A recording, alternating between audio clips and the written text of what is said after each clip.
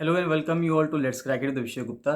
तो guys video को पूरा देखिए, एंड तक वीडियो को देखिएगा। इसमें सब चीज़ें बताई गई हैं, बहुत अच्छे से आपको समझाया गया है, तो आप इसको पूरा अंत तक जरूर देखिएगा। जो भी आपको डाउट आता है, कोई इसमें अगर सजेशन है, फीडबैक है, तो उसको कमेंट सेक्शन में कमेंट करके जरूर बताइएगा। चैनल को सब्सक्राइब जरूर कर दीजिएगा अगर आपने चैनल को सब्सक्राइब नहीं किया है यूट्यूब पे। और टेलीग्राम का लिंक आपको वीडियो के डिस्क्रिप्शन में मिल जाएगा, तो टेलीग्राम को जरूर ज्वाइन करिए। फ्री टेलीग्राम चैनल है, उसको ज्वाइन करना बहुत ज़रूरी है। सारे अपडेट्स वहीं पे आते हैं, सब चीज़ें वहीं पे मिलती हैं, तो उसको ज्वाइन करना बहुत बहुत ज़्यादा ज़रूरी है। कोई भी डाउट है, कोई भी फीडबैक है, तो उसको कमेंट सेक्शन में कमेंट करके जरूर बताइएगा। लेट्स क्रैक इट का ये चैनल जो यूट्यूब पे है, उसको जरूर से जरूर सब्सक्राइब कर लीजिए। यहाँ से सब्सक्राइब का बटन दबा दीजिएगा और यहाँ से सब्सक्रिप्शन के बाद ऑल का बटन भी दबा दीजिएगा, जिससे कि सभी नोटिफिकेशंस आपको रेगुलर बेसिस पे मिलते रहें। ये वाला जो टेलीग्राम चैनल है, इसको जरूर से जरूर ज्वाइन कर लीजिए। ये टेलीग्राम चैनल आपको सर्च करने में मिल जाएगा। जैसे ही आप ये लिखेंगे लेट्स क्रैक इट द विषय गुप्ता बिना किसी स्पेस के, तो ये चैनल आ जाएगा और इस चैनल को आप ज्वाइन कर सकते हैं। गाइस, स्वागत है आपका लेट्स क्रैक इट विद विषय गुप्ता के यूट्यूब चैनल पर। और हम पढ़ने जा रहे हैं 1 जनवरी करंट अफेयर्स 2023 के नए साल का 1 जनवरी करंट अफेयर्स देखने जा रहे हैं। नए साल की आप सभी को बहुत बहुत शुभकामनाएं। और करंट अफेयर्स पढ़ना बहुत ज़रूरी है, क्योंकि आगे आने वाले जितने भी एग्ज़ाम्स हैं सभी के लिए बहुत ज़्यादा इंपॉर्टेंट होते हैं। कई अब हम देख रहे हैं कि आजकल चाहे किसी भी आप कमीशन का एग्ज़ाम दे रहे हो, एसएससी दे रहे हो, यूपीएससी है, पीसीएस है, किसी भी स्टेट का पीसीएस आप दे रहे हैं, सभी में करंट अफेयर्स की जो महत्वता है वो बढ़ती जा रही है। करंट अफेयर्स के जो क्वेश्चन हैं या जो स्टैटिक पोर्शन का भी सवाल आता है, वो करंट से जुड़ा हुआ होता है कहीं ना कहीं से, तो इसलिए इनको पढ़ना बहुत ज़्यादा ज़रूरी है। साथ साथ बताना चाहूँगा गाइस कि जूनियर असिस्टेंट के एग्जाम के लिए, कनिष्ठ सहायक के एग्जाम के लिए फुल प्रिपरेशन बैच चल रहा है, तो आप इसको ज्वाइन कर सकते हैं। फुल प्रिपरेशन बैच चल रहा है लोअर पीसीएस एग्जाम के लिए और अपर पीसीएस के लिए। उत्तराखंड के अपर पीसीएस और लोअर पीसीएस के लिए फुल प्रिपरेशन बैच चल रहा है, आप इसको ज्वाइन कर सकते हैं। आरओ सचिवालय का फुल प्रिपरेशन बैच चल रहा है। करंट अफेयर्स की पीडीएफ्स को आप इनको रेगुलर बेसिस पे ले सकते हैं। Daily MCQ practice paid group चल रहा है। इन सभी को ज्वाइन करने के लिए 7665804421 पर आप कॉल या मैसेज कर सकते हैं। तो चलिए स्टार्ट करते हैं। सबसे पहले GS1 से न्यूज़ आ रही है, लोथल से न्यूज़ आ रही है। अब लोथल जो है ये एक इंडस वैली सिविलाइजेशन का, सिंधु घाटी सभ्यता की एक साइट हुआ करती थी, और वहाँ पे oldest dock in the world होता था। मतलब माना जाता था कि जो सबसे पुराना, पूरी दुनिया में सबसे पुराना जो बंदरगाह है वो लोथल में हुआ है, जो कि आज के टाइम पे गुजरात में है। The construction of the national maritime heritage complex site at Gujarat Lothal. तो लोथल के गुजरात में नेशनल मैरीटाइम हेरिटेज कॉम्प्लेक्स जो है वो बनाया गया है। Lothal was one of the southernmost sites of the Indus valley civilisation, यानी कि जो सिंधु घाटी सभ्यता की सबसे दक्षिणी अगर हम साइट कहें उनमें से एक है लोथल, लोकेटेड इन द बहाल रीजन। अब देखिए ये इंपॉर्टेंट चीज़ है, यही सवाल आपसे पूछा जाएगा कि बहाल रीजन कहाँ पे है। तो बहाल रीजन गुजरात में है, या लोथल किस रीजन में है गुजरात के, तो बहाल रीजन में है। तो Bhal region of what is now the state of Gujarat. तो जो बहाल रीजन हुआ करता था, जो कि आज के टाइम पे कौन हो गया है, जो कि आज के टाइम पे गुजरात में है। Port city is believed to have been built in 2200 BC, 2200 BC में उम्मीद है इसको बनाया गया था। Lothal was a thriving trade centre in ancient times. तो माना जाता है कि पुराने ज़माने का मतलब हुआ प्राचीन समय में, एंशिएंट टाइम्स में लोथल एक बहुत ही अच्छा एक ट्रेड सेंटर था। यहाँ से बहुत ज़्यादा मात्रा में व्यापार हुआ करता था, with its trade of beads, gems and ornaments reaching West Asia and Africa. तो पश्चिमी एशिया में, अफ्रीका तक इसके जो बीड्स थे, जेम्स थे, ऑर्नामेंट्स थे, वहाँ तक का, यानी कि जितनी भी ज्वेलरी थी उन सब का व्यापार यहाँ से हुआ करता था।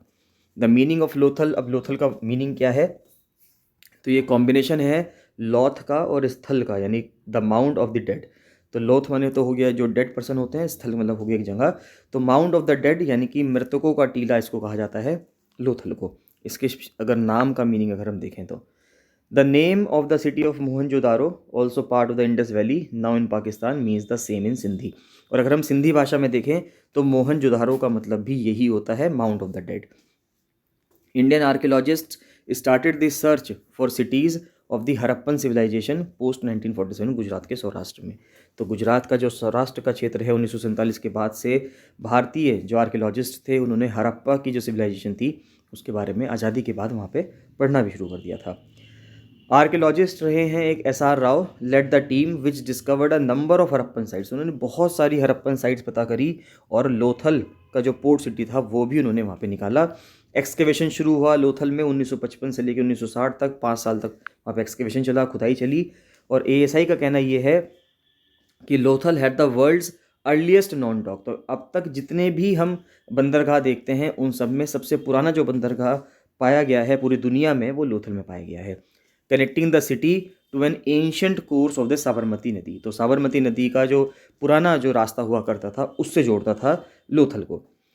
The national institute of oceanography जो कि गोवा में है, discovered marine microfossils and salt gypsum crystal, ये सब वहाँ पे मिले हैं। इंडिकेटेड कि सी वाटर जो था उस जगह पे किसी टाइम पे भरा हुआ होता था, समुद्र का पानी लोथल में पहुँचता था, क्योंकि समुद्र की चीज़ें हैं वो वहाँ पे मिली हैं। तो अब इससे सिंपल से समझ में आता है कि वहाँ पे अगर बंदर कहा था तो वो भी इसलिए ही होगा क्योंकि वहाँ पे समुद्र हुआ करता था। लेटर एक्सकेवेशंस में ये भी पाया गया है कि वहाँ पे एक माउंट हुआ करता था, पूरा एक शहर बसता था, एक पूरा बाजार हुआ करता था और एक डॉक था। Adjacent to the excavated areas stands the archaeological site museum. अब इस जो ये एक्सकेवेट किया गया है यानी जहाँ पे खुदाई हुई है वहीं पे एक म्यूजियम भी बनाया गया है जहाँ पे इंडस टाइम के, इंडस एरा के जो एंटीक्विटीज़ वहाँ से निकले हैं, यानी कि बहुत सारी जो विशेषता चीज़ें वहाँ से निकली हैं, उन चीज़ों को वहाँ पे उस म्यूज़ियम के अंदर रखा गया है जिससे कि लोग वहाँ पे देख सकें, उनको समझ सकें। लोथल को अप्रैल 2014 में यूनेस्को वर्ल्ड हेरिटेज साइट भी घोषित कर दिया गया था and its application is pending on the tentative list of UNESCO. Nominate किया गया था अप्रैल 2014 में लेकिन अभी पेंडिंग है। The excavated site of Lothal is the only port town of the Indus valley civilisation. तो माना जाता था कि इंडस वैली सभ्यता का, सिंधु घाटी सभ्यता का जो लोथल है वही एकमात्र ऐसा टाउन है जो पोर्ट भी है, यानी कि बंदरगाह भी है वो, और वहाँ पे शहर भी बसता था।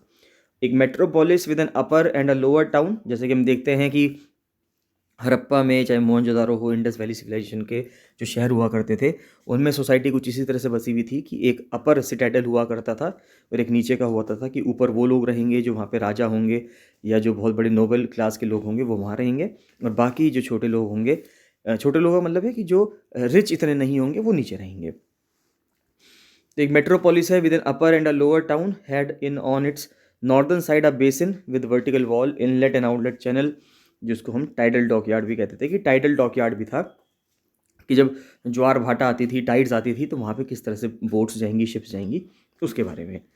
It's heritage value is comparable to other ancient port towns. तो इसकी जो हेरिटेज वैल्यू है लोथल की, वो हम दूसरे जो पोर्ट टाउन हुए हैं, हेरिटेज पोर्ट टाउन हुए हैं और दुनिया के अंदर, दुनिया के अलग अलग देशों में, उनसे कंपेयर कर सकते हैं। जैसे कि एक है जेलहा, ये पेरू में है, फिर ऑस्टिया है, ये रोम में, कार्थेज है ट्यूनिस में, इटली में, पोर्ट ऑफ ट्यूनिस इटली में, फिर हेपू है चाइना में, कैनोपस है इजिप्ट में, गेबेल है यानी कि बाइब्लॉस ऑफ द फिनोशियंस, फिर जाफा है इज़राइल में, और उर है मेसोपोटामिया का, होई अन है वियतनाम का।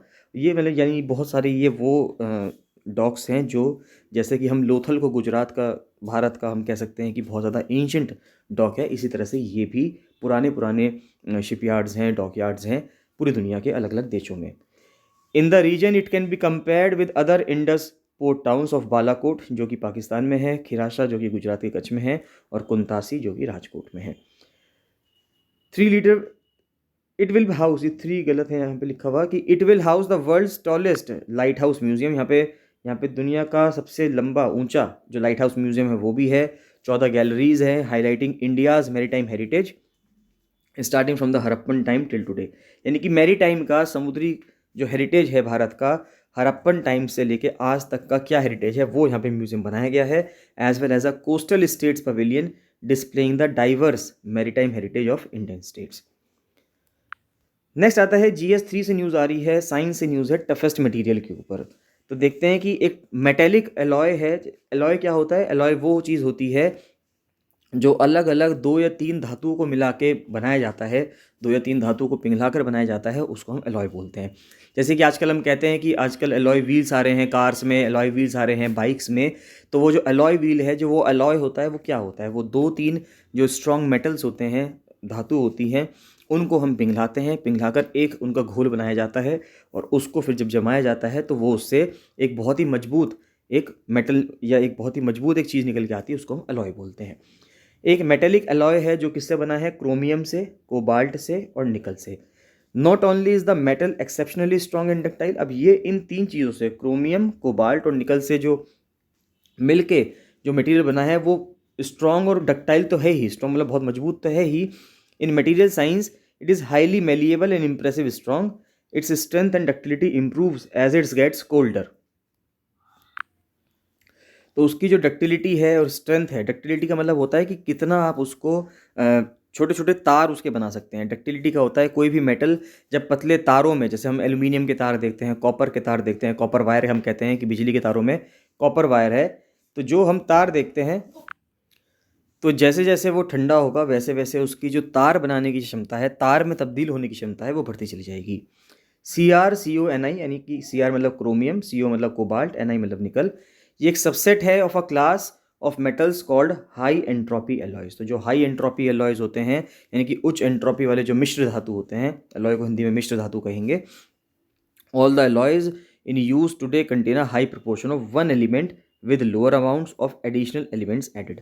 अब देखिए जो आजकल अलॉयज बन रहे हैं उनमें क्या होगा कि एक एलिमेंट तो ज़्यादा मात्रा में होगा, बाकी कुछ चीज़ें जो होंगी उसमें दूसरा एलिमेंट तीसरा एलिमेंट जो होगा वो थोड़ी थोड़ी कम मात्रा में होगा।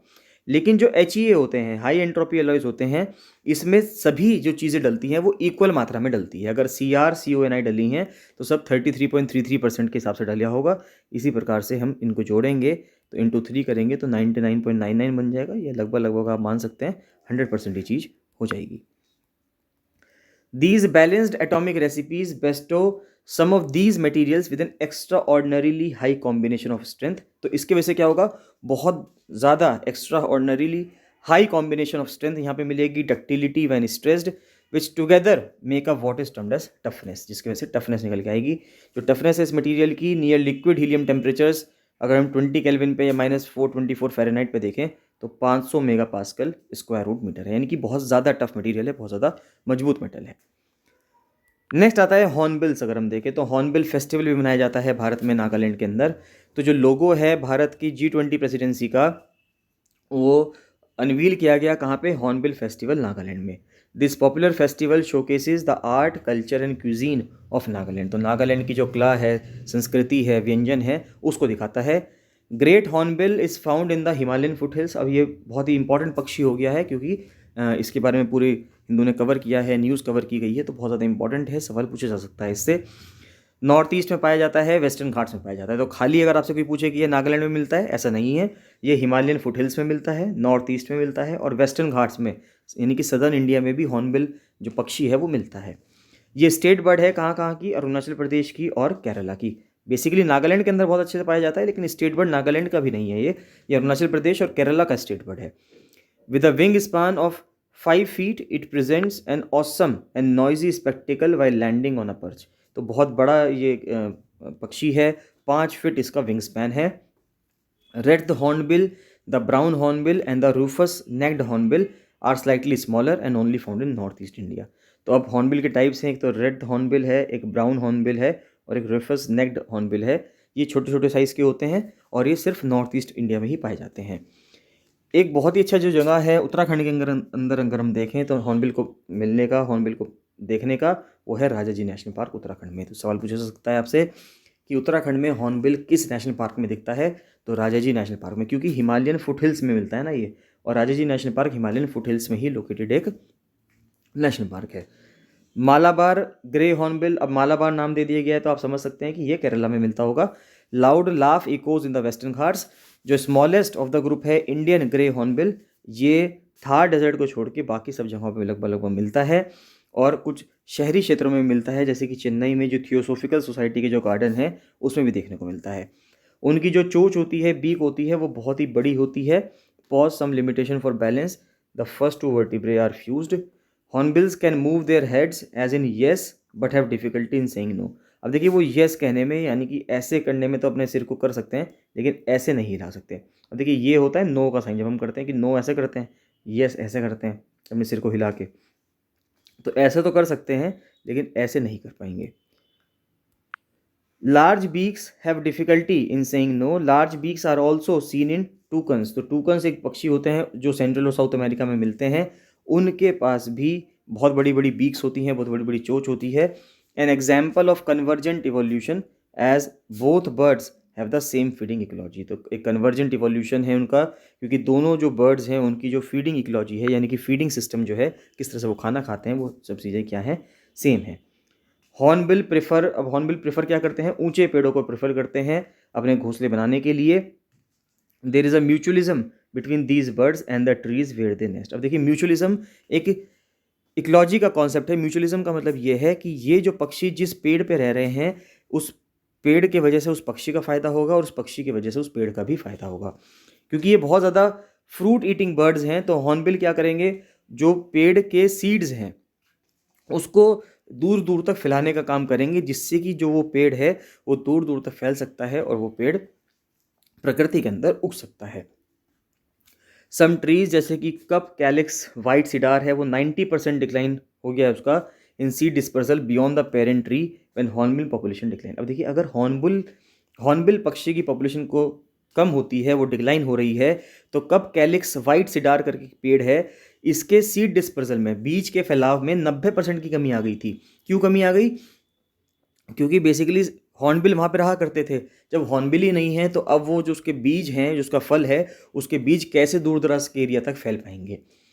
Impacting the biodiversity of forest, तो इसकी वजह से जो फॉरेस्ट की जैव विविधता है उस पर तो फर्क पड़ना ही है। द टावरिंग टुआलांग ट्री जो है साउथ ईस्ट एशिया का is so entwined in folklore that it is considered a taboo to fell this tree. अब ये देखिए ये बहुत ही इंपॉर्टेंट पेड़ बन गया है वहाँ पे साउथ ईस्ट एशिया में, तो इसको गिराना एक टैबू माना जाता है। टैबू का मतलब हुआ कि एक जैसे कोई चीज़ आपको नहीं करनी है, निषेध है ये आपके चीज़ों में। It is preferred habitat of the helmeted hornbill, तो जो हेलमेटेड हॉर्नबिल है यानी कि उसके सिर पे ऐसा होगा कि आपको लगेगा कि उसने हेलमेट पहन रखा है, तो ये जो हॉर्नबिल है इसका हैबिटेट माना जाता था कि वो इस पेड़ पे ही रहती है। The fruiting season coincides with the birds reproductive cycle. अब देखिए जब बर्ड का रिप्रोडक्टिव साइकिल होगा और जो फ्रूटिंग सीजन है यानी कि जिस टाइम पे फ्रूट्स आएंगे वो लगभग लगभग एक साथ होता है। तो traditional ecological knowledge stresses the value of hornbill in dispersing the seeds. जो अडेप्टेबल नेचर है हॉर्नबिल का is also seen in their feeding on the fruits of the African umbrella tree which has been introduced as a shade tree in our coffee plantation. अब देखिए जो Africa का umbrella tree है उसको भारत में इसलिए इंट्रोड्यूस किया गया क्योंकि जो कॉफ़ी की प्लांटेशंस हो रही हैं, कॉफ़ी की फसल हो रही है, उसके ऊपर धूप से डायरेक्ट धूप उन पर ज़्यादा ना पड़े, उनको शेड मिल जाए, तो इसलिए ये उगा दिया जाता है।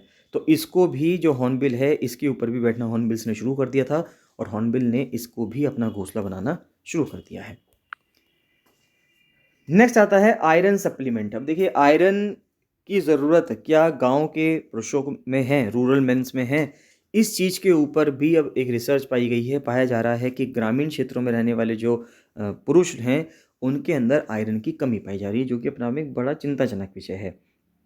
अभी तक ये माना जाता था कि शहरी क्षेत्रों में रहने वाले लोगों के अंदर खाने पीने के उनका बेढंगा खाना पीना है उसके वजह से उनके बॉडी में आयरन की, विटामिन्स की या प्रोटीन्स की कमी होती है, लेकिन अब गाँव के पुरुषों में भी पाया जा रहा है, तो ये अपना में एक चिंताजनक विषय है। तो men are considered to have anaemia if haemoglobin concentration is less than 13।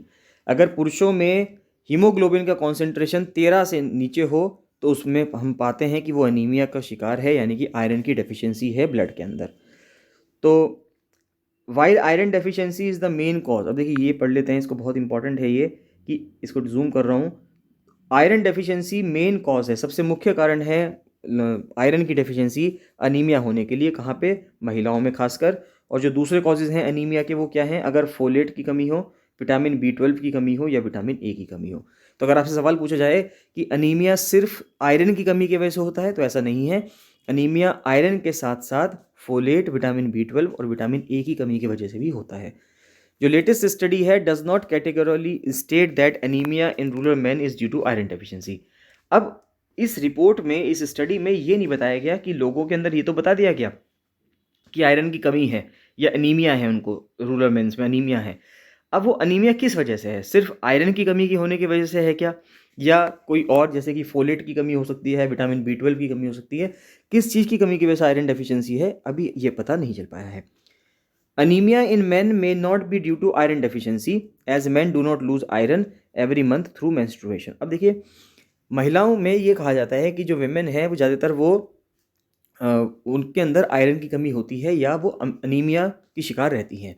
तो वो इस वजह से होता है क्योंकि जो हर महीने उनका जो मेंस्ट्रुएशन पीरियड होता है, माहवारी का जो टाइम होता है, उस टाइम पे उनका जो ब्लड लॉस होता है उसके अंदर बहुत ज़्यादा जो आयरन होता है वो लूज़ हो जाता है, जिसकी वजह से वो रेगुलरली अनीमिक रहती हैं, या उनका जो आहार है, जो फूड वो खाती हैं, वो बहुत ज़्यादा पौष्टिक होना चाहिए, बहुत ज़्यादा आयरन उसके अंदर होना चाहिए, ग्रीन लीफी वेजिटेबल्स वो खाएं, यानी ऐसी चीज़ें खाएं जिससे कि उनकी बॉडी स्ट्रांग बनी रहे।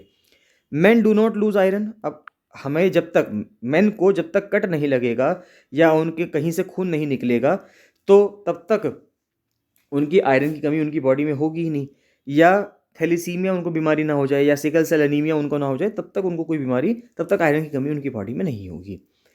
Capillary blood samples were used for measuring haemoglobin. तो कैपिलरी ब्लड सैंपल्स का इस्तेमाल किया गया है। This can overestimate anaemia prevalence by as much as 33 to 50% in women, providing iron supplementation for men to tackle anaemia without knowing the cause may not be prudent. अगर हम ये कहने लगे कि भाई आयरन सप्लीमेंटेशन लें कि आपको अनीमिया है तो इसका मतलब आपकी बॉडी में आयरन की ही कमी होगी, तो वो हम आपको डायरेक्टली आयरन देना शुरू कर दें, तो ये अपने आप में कोई तरीका नहीं होगा। The focus should be on increasing the diversity of foods to improve iron and vitamin intake in men without relying on iron supplementation. तो अब देख लेते हैं कि नियरली 1 in every 4 men, यानी कि भारत में अगर हम देखें तो नियरली 1 यानी कि हर 4 में से एक व्यक्ति जो है, यानी कि 23.2% या 25% के आसपास मान लो कि एज ग्रुप में 15 से लेके 54 ईयर्स के एज ग्रुप में अनीमिक है, यानी कि या तो किसी को माइल्ड है या मॉडरेट भी हो सकता है, सीवियर भी हो सकता है, हल्का, मध्यम या गंभीर भी हो सकता है।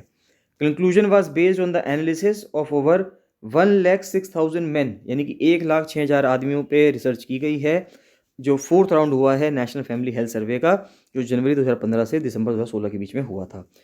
पुरुषों को कंसीडर किया जाता है अनीमिया है कि अगर उनका हीमोग्लोबिन कॉन्सेंट्रेशन 13 से कम हो, और ये किस किस की वजह से हो सकता है, आयरन डेफिशिएंसी की वजह से हो सकता है, साथ ही साथ फोलेट की कमी से, विटामिन B12, विटामिन ए की कमी से।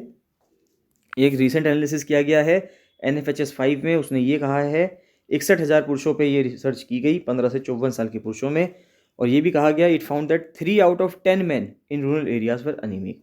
10 पुरुषों में से, ग्रामीण क्षेत्रों के 10 में से 3 पुरुषों, तो जो 3 पुरुष थे वो क्या रहे, वो अनीमिक रहे। Prevalence of anaemia was more in rural areas than in urban areas, और ये भी पाया गया कि ग्रामीण क्षेत्रों में जो अनीमिया का प्रकोप है वो ज़्यादा है एज़ कम्पेरिजन टू शहरी क्षेत्रों से। तो prevalence of anaemia was found to be higher, तो अनीमिया का प्रिवलेंस जो है, प्रकोप ज़्यादा पाया गया उन पुरुषों में जो कि पुरुष अंडर वेट थे, जिस एज़ कंपैरिजन टू उन लोगों से जो पर्सन ओवर वेट थे। तो अंडर वेट लोगों में ज़्यादा पाया गया अनीमिया की कमी, ज़्यादा मात्रा में आई, लेकिन ओवरवेट लोगों में इतनी नहीं आई। Man who consumed alcohol and smoked had slightly higher occurrence of anaemia, तो जो लोग अल्कोहल पीते हैं, शराब पीते हैं या फिर स्मोकिंग करते हैं, उनके अंदर भी काफ़ी ज़्यादा मात्रा में पाया गया कि अनीमिया उनकी बॉडीज़ में है। यानी अनीमिया का मतलब हुआ कि ब्लड के अंदर हीमोग्लोबिन में आयरन की कमी है।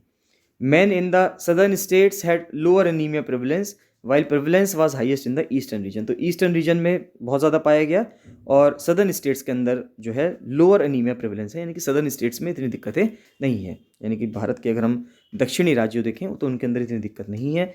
अनीमिया प्रेवलेंस जो है वो 27% है उत्तरी क्षेत्र में, 28.9% है पश्चिम में, 26.9% है नॉर्थ वेस्ट में, और 25% है सेंट्रल रीजन में। नेक्स्ट आता है बेल्जियम के ऊपर। अब देखिए बेल्जियम ये कह रहा है कि जो पोल्यूशन है उसको कम करने के लिए बेल्जियम जो प्राइवेट जेट्स हैं उनके ऊपर टैक्स लगाने जा रहा है, साथ ही साथ जो पुराने हो चुके प्लेन्स हैं उनको कह रहा है कि आप उनको ना उड़ाएं, या उनके ऊपर टैक्स लगा देंगे। तो सिंपल सी बात है, टैक्स लगाने से ये होगा कि लोग चाहेंगे जो कि इससे टैक्स देने से अच्छा है कि हम नया प्लेन ले लें। तो Belgium will impose new taxes on older noisier planes, यानी कि जो पुराने प्लेन्स हो चुके हैं या जिनमें से बहुत ज़्यादा आवाज़ आ रही है, और जो प्राइवेट जेट्स हैं, जैसे कि जो छोटी छोटी लोग एक जगह से दूसरी जगह जाने के लिए जो छोटी फ्लाइट्स में भी अपने प्राइवेट जेट से जा रहे हैं, तो उन पर टैक्स लगाने की बात की जा रही है, जिससे कि नॉइज़ पोल्यूशन और एयर पोल्यूशन को कम किया जा सके। करंटली एयरक्राफ्ट जो ब्रसल्स का एयरपोर्ट यूज़ करते हैं, जो कि बेल्जियम की राजधानी है, उनको एक टैक्स देना पड़ता है नॉइज़ लेवल पे, यानी कि जितने ज़्यादा नॉइज़ होगा उनके प्लेन का टेक ऑफ करते वक्त और लैंड करते वक्त, उस टाइम पे उसके हिसाब से उनको टैक्स देना पड़ता है। द न्यू सिस्टम जो है वो 1 अप्रैल 2023 से शुरू हो जाएगा। Makes taxes dependent not just on noise but also on levels of air pollution.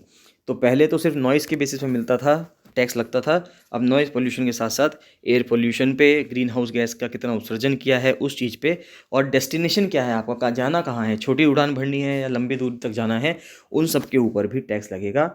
Belgium की सरकार ने ये फैसला लिया है।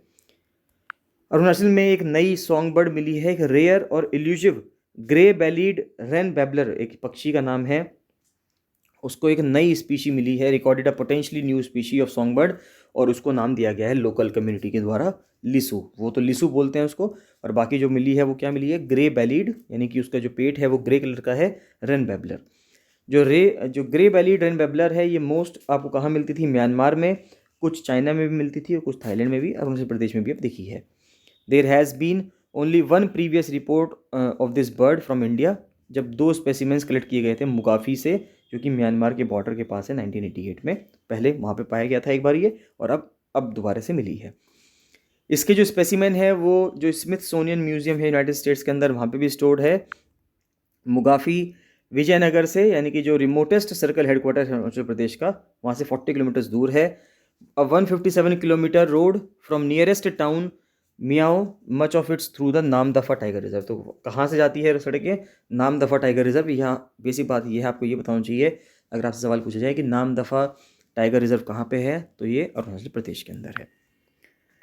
नेक्स्ट आता है गैस लाइटिंग। अब देखिए, गैस लाइटिंग अभी इस साल वर्ड ऑफ द ईयर चुना गया है, बहुत इंपॉर्टेंट शब्द है, इसको समझते हैं कि गैस लाइटिंग शब्द का मतलब क्या है। गैस लाइटिंग इन 2018 में टर्म किया गया था इस नाम को, कि ये जो वर्ड है ये बज़वर्ड हो गया है, यानी कि बहुत ज़्यादा लोग इसको इस्तेमाल कर रहे हैं द गार्डियन के द्वारा, और वर्ड ऑफ द ईयर चुना गया था ऑक्सफोर्ड डिक्शनरी के द्वारा। और फाइनली 2022 में इसको मरियम वेबस्टर डिक्शनरी का वर्ड ऑफ द ईयर घोषित किया गया है, after online searches spiked by 1740%। 1700% इस वर्ड का जो ढूंढना है, जो लोग गूगल सर्च करते हैं, बहुत ज़्यादा गूगल सर्च करा है लोगों ने गैस लाइटिंग को। As Merriam Webster puts it, in this age of misinformation, अब जो हमारी जो उम्र चल रही है, हमारी जो एज चल रही है, उम्र का मतलब एज का मतलब हुआ जो हमारा टाइम चल रहा है इस टाइम पे, कि जहाँ पे फेक न्यूज़, कॉन्स्पिरेसी थ्योरी, षड्यंत्र की जो थ्योरीज निकलती हैं, ट्विटर पे ट्रोल हो रहे हैं लोग बाग, डीप फेक्स, तो ये सब चीज़ें निकल के आ रही हैं। Gaslighting has emerged as a word for our time. तो गैस लाइटिंग क्या है, gaslighting is a form of manipulation, कि आप मैनिपुलेट कर रहे हैं किसी को, where targets are urged to doubt their memory, belief, feeling या सैनिटी।